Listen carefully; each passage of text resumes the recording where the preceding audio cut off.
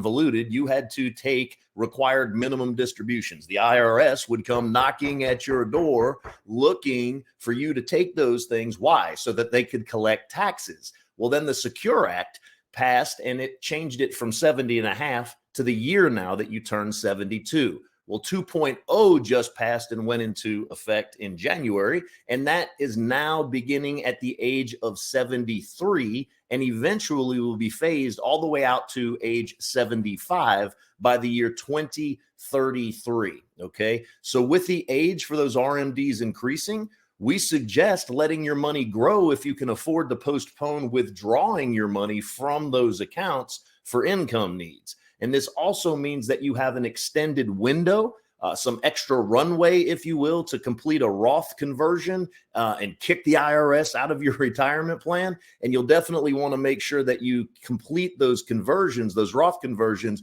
before you need to start withdrawing from your retirement. So here's another thing. Starting in 2024, RMDs will no longer be required from employer-based Roth retirement plans, and employers can now contribute matching contributions with after-tax dollars. The penalty that used to be 50%, the stiffest IRS penalty in America, decreased from 50% to 25% of that RMD amount, and will further decrease to only 10% if you correct your mistake. But in order to do that, you must file an amended tax return. Okay, so those are the RMDs.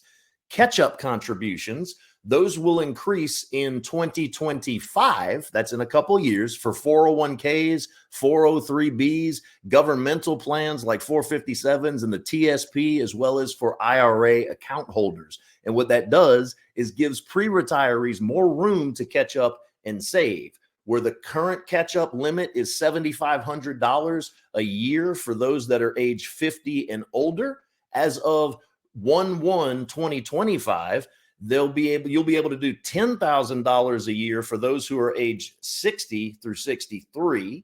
Okay, and that amount will be indexed to inflation. So it will automatically adjust yearly based on the consumer price index. Okay, and then IRAs, where the current limit is now $1,000, starting in 2024, that limit will be also indexed to inflation, so it could also increase annually based on the CPI. Okay, this one I love. This was a change that I love. 529 college savings plans. Okay, now if you have one of those after 15 years, those assets inside the 529 plan can be rolled over into a Roth IRA for your beneficiary. Obviously, that's subject to the annual Roth IRA contribution limits and has a lifetime limit of $35,000, so that you can see if you want that generational wealth, you can do some planning, and things like paying attention to the Secure Act 2.0 will go a long way, Matt.